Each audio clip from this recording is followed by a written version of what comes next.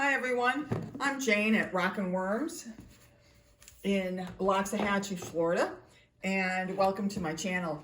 My channel primarily focuses on red wiggler, compost worms, and mealworms. Tonight's video is going to be regarding, once again, the red wigglers. So, this is a small brooder bin I have. It has maybe 150, 200 worms in here. I'm not really sure. And the breeder bin has been going for 21 days, which is the standard procedure when you have a breeder bin. And what that does is allow the adult red wigglers time to make cocoons, but not time for those cocoons to hatch. So what we want to do at day 21 is pull out the adults. Let's show some of them in here. Pull out the adults and leave behind the bedding, which will have the cocoons in it. And then the cocoons will subsequently hatch in the bedding and grow up there. It becomes a nursery bin.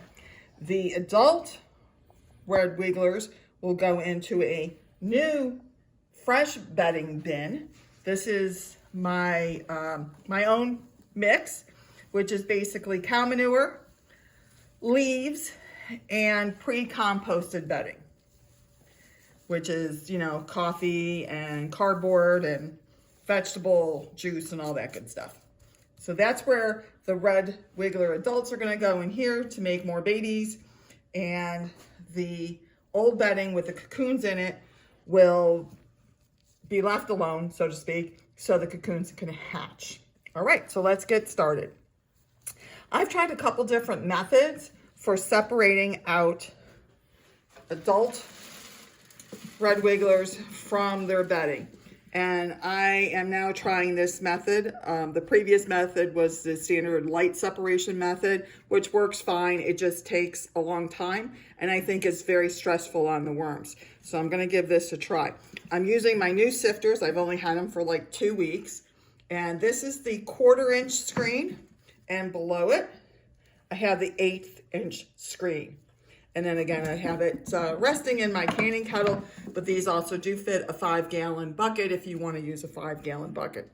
So what I did is I took a handful of the breeder bin contents and I put them in the screen. And what I'm going to simply do is start picking out the adults. And I just move it around a little bit to see the adults. And when I get all of them in this, I'm going to put them in here. In fact, I'm going to switch the operation here a little bit because I'm having some difficulty with the lighting. And I'm going to have to move my new breeder bin to the side. Even though it's a little awkward because I'm right-handed, it's more important that I be able to see the worms. Let's even move this over here. Let's do this. Let's give this a try. That's what, you know what? That's what raising worms are all about. You try things, and if it's not working the way you want it, you try something new, and eventually you figure out what works best for you. All right, so, here's another one, see? All right, so that's going to go into my new bin. There we go. Now that I have the bins in a different order, I have to re-acclimate myself. So what I'm doing is taking a scoop, putting it in, spreading around a little bit. I can even shake the bin a little bit to get some of the bedding out of the way. And I'm picking out the adults. Now, one of the reasons I'm trying this is because, like I said, I've used the light separation method previously. And what you do there is you put the bedding in a pile and you put it under a light. And what happens is the worms dive down to the bottom of the pile in order to avoid the light. Handful of worms into the bedding. And as you work down, there's more and more worms in less and less space, and they're getting closer and closer to the light because there's less bedding. And this tends to be stressful on the worms. And they can start stretching out to try to dig down. They can start actually bubbling, which is them emitting a get away from me signal. And again, shows that they're stressed. So I am hoping that this method will be less stressful on the worms because I'm not spending a lot of time driving them down, handling them. I'm picking them out, putting them where they're going to go, so I'm not touching them again, and moving on. Okay. Now the other thing is, just as an FYI, when I set up the nursery bin, which will be the contents of this breeder bin minus the breeders, I add back in some of the breeder worms, some of the adults.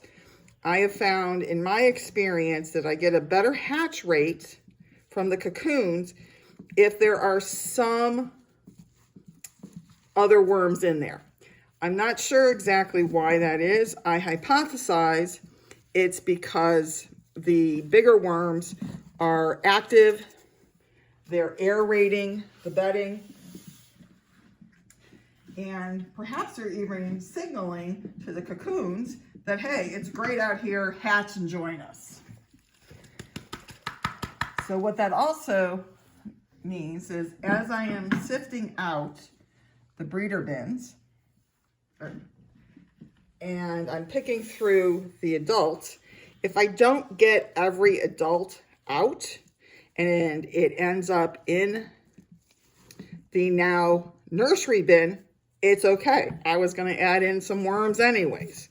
So I don't have to be crazy to make sure I get every worm out. Okay, another handful into the new bedding. Oh, hey, look at this. Here is a cocoon right there. That's exactly what we want to see. And this is proof that the breeders have been doing their job. They're making cocoons. Yay. Good job. Good job. All right. So that's going to go into the bin over there to wait for me. And I just keep doing this until I get down to the end. But let's take a little pause and let's look at some of these breeders. Look at him, her, it. They're hermaphrodites, which means they have both male and female sexual organs.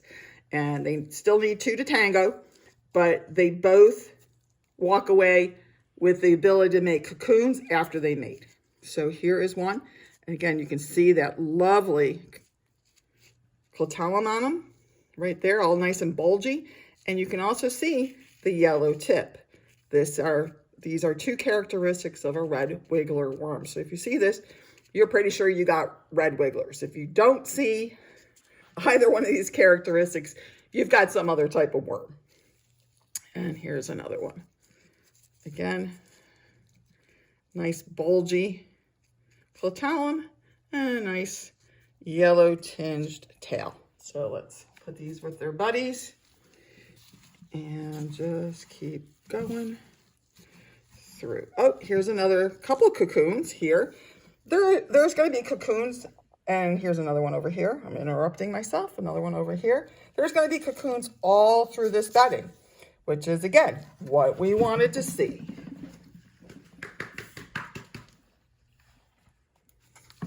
Okay.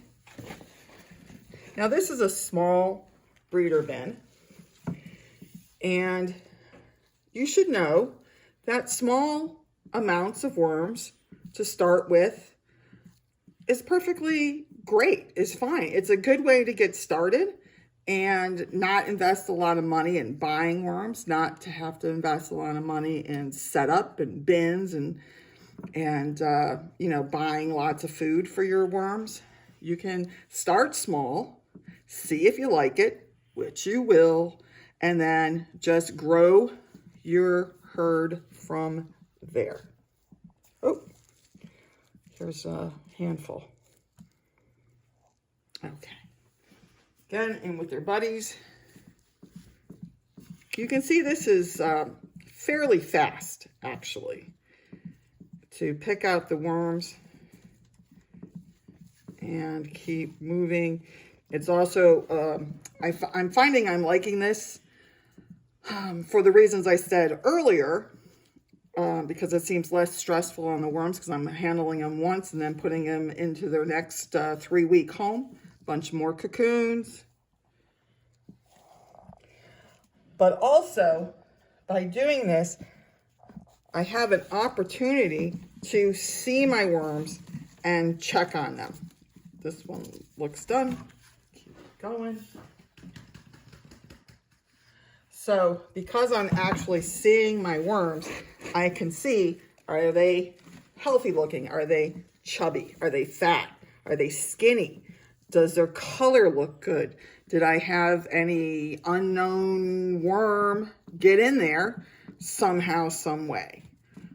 So it's a nice way to check on the worm's health and the health of the bin. Because I'm going to show you something regarding the health of the bin here when I get the next handful. So hang on. Now this worm has already kind of looped itself in between some of the grids. And I'm not going to worry about pulling him out because I still have other sifting to do here or sorting to do here. He'll work his way down, so I don't have to stress him by pulling on him. Okay, so let me dump it out. Again, if he happens to come out into the cocoon old bedding, that's fine. In fact, I have somebody right here, and I'm just going to drop them in there with the cocoons. And now, if my cameraman would swing back over, this is the reason I have the 1/8 inch mesh underneath the 1/4 inch mesh, because some of the worms do drop through, and it's easier for me to pick them out at this level than if they were all the way down at the bottom of my pan, or my 5-gallon bucket if I was using that. So having the 1/8 inch sifter underneath just makes pulling out any worms that might have gone through the 1/4 inch that much easier. Okay, so, oh, here's a whole bunch of cocoons. Look at these. Awesome, so exciting. Okay, so here's the other thing for checking on the health of your breeder bins specifically, because that's what I'm talking about. As I'm scooping this up, I can feel that there's still moisture in here, and you can check that. I'm going to just pull this guy out so I don't squeeze him. If I squeeze the bedding, I'm squeezing hard. I'm not getting any moisture out, but when I open it up, it still forms a clump. That means there's moisture in there, and it's not dry like sand where if I squeeze, I open my hand, it just falls away, right? It holds into a clump. So I know that this bedding is holding moisture for the amount of time I need those worms in there breeding. So it's another good thing that, that you can check. Here, I'm dumping the rest. How your bins are working. Are they holding moisture? Are they drying out? As well as, you know, are your worms looking good and healthy? So I'm almost done with this little bin. So I'm pretty happy with this method, but you know, there's more than one way to do things. So if you are using a different way to sort out your breeders, please comment below. I'm always open to learning new and better ways and sharing the information we have between ourselves so we all learn and we all get better. Okay, ooh, I got another worm here. Last little handful, it looks like, goes into the bin. Oh, here's another one. And again, it's fine if I miss a couple. because they're going to go in with the cocoons anyways, and tell the cocoons what a wonderful life it is and how they need to come out and join the party. Okay. All right, I think that's pretty good. All right, so last dump into this bin here. Okay, and lastly, I'm going to take the stuff the stuff that sifted and went through the 1/4 inch to the 1/8 inch, and I'm going to give it a quick pass through, see if I have any worms in there. I don't, but look at all these cocoons. Can you see them? Look at all these cocoons scattered throughout. This is fantastic. I'm so excited. All right, so these are going to go into the bedding and cocoon temporary housing there. Okay. Last thing to dump in with the cocoons is any bedding that went through the 1/8 inch screen as well. So while you get to look at that, I'm going to get ready for finishing these guys up for the night. So all my breeders are now in this bin. This bin, again, is pre-composted, has food in it, leaves. They're all set and ready to go for another 3 weeks. I'll talk about exactly what I do to set up my breeder bedding in another video. But suffice to say, the breeders are in here. They're good to go. So all I need to do now is close them up and get them to work making babies. Oh, yes. Thank you. My executive producer reminded me, I forgot I wanted to show you this as well. What I like to do before I close it up is spray them with some molasses water. It's, you know, a teaspoon, 2 teaspoons of molasses, blackstrap. I use grandma's molasses, non-sulfured. That's the important part. It needs to be non-sulfured molasses. And I dissolve it in a little bit of hot water, swish it up, and then of course I fill it with cold water because I don't want to put hot water on my worms. But this has been room temperature for a couple of days. So I'm just going to give them a quick spray. Now, the joke is that compost worms have a sweet tooth, but of course they don't have any teeth at all. But I don't know if they're actually drinking the liquid or the sweet liquid is actually feeding the bacteria, which then the worms feed on themselves. But regardless, putting a little sweet water on them works a charm. So now I am going to put a new newspaper cover on them. I see maybe another sheet. And I'm going to put that on. And I'm actually going to do one more light spritz on the underside of the tail circular. They're good to go.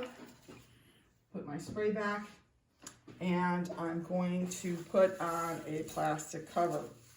Now, I put on a plastic cover because I live in Florida. I have the AC on, even though it's beginning of March.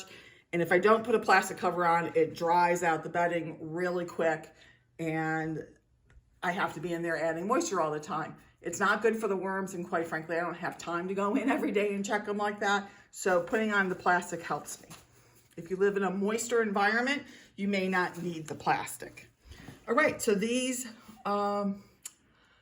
adult breeders are ready to get back to work. Now, I will update the label. I'll make a label that puts on the date of today and when I'm going to look at them again in 3 weeks, just because life is busy and it's easy to look at the dates and know, oh, I got to do my worms this weekend.